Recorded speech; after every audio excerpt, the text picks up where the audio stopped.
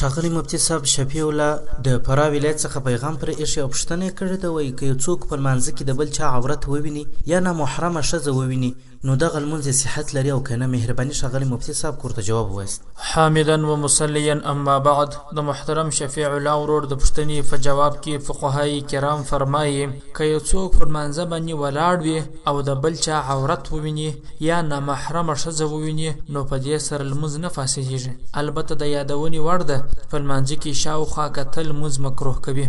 فتاوای هندیه جلد اول صفحه 104، همدا ډول فتاوای خانیه جلد اول صفحه 113، رد المحتار جلد اول صفحه 415. والسلام علیکم ورحمة الله وبرکاته.